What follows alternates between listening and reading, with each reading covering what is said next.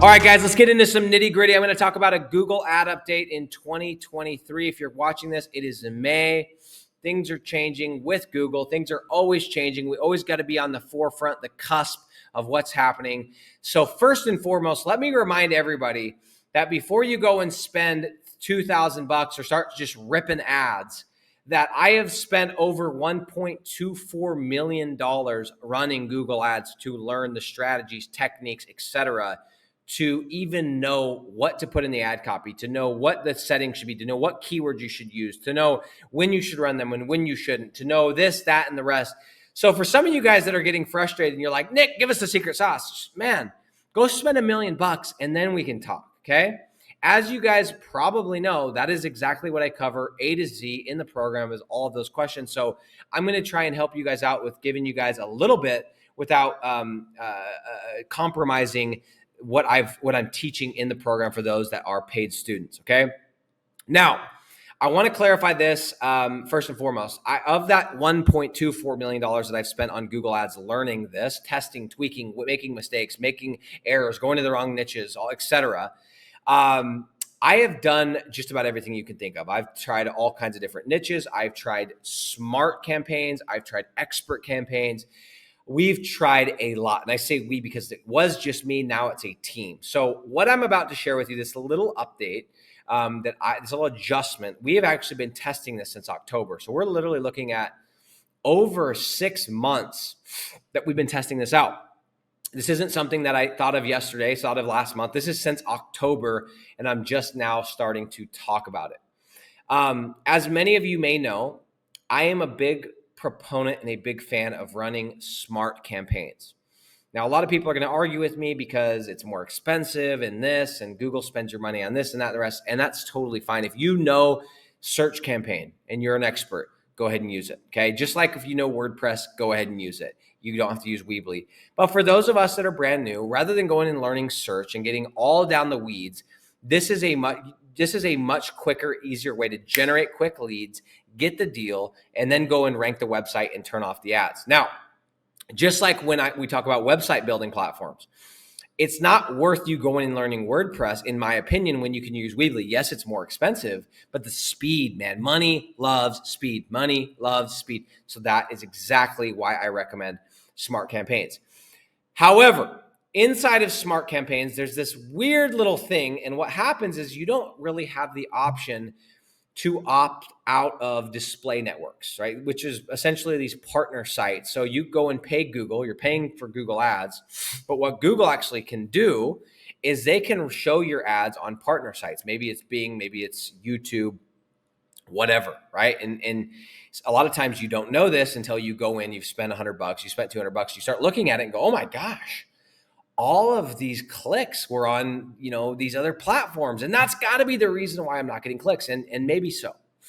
And so what the thing is when you're doing search or smart campaigns, excuse me, got a little bit of a runny nose, got some allergies going on here in this part of the world. When you are doing search campaigns, that is the expert mode, you can literally just push a button, click a button on and off, and it will let you toggle off, okay? Now, with smart campaigns, you can't do that. But somebody, I don't know who it wasn't me, discovered that if you email a form to Google, you can opt out manually out of display ads, right? Out of these display networks, these partner sites.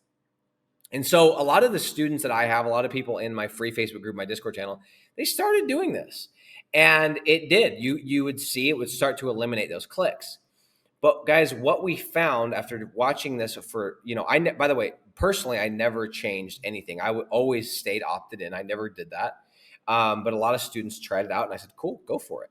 But what ended up happening is over about a 6 month, 7, 8 month period, we started to realize a trend.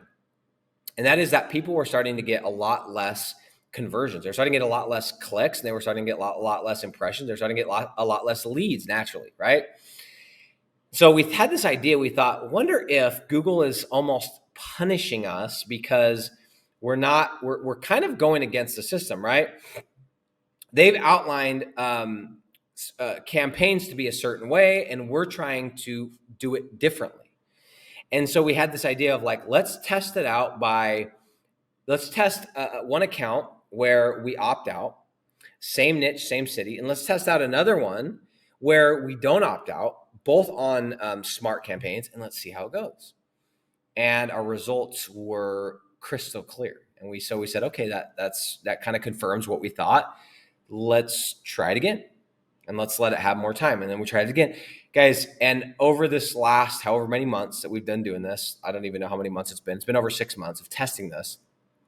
I can very confidently say that I personally do not advise opting out of display networks. And some of you guys are like, what? What are display? And I've lost you.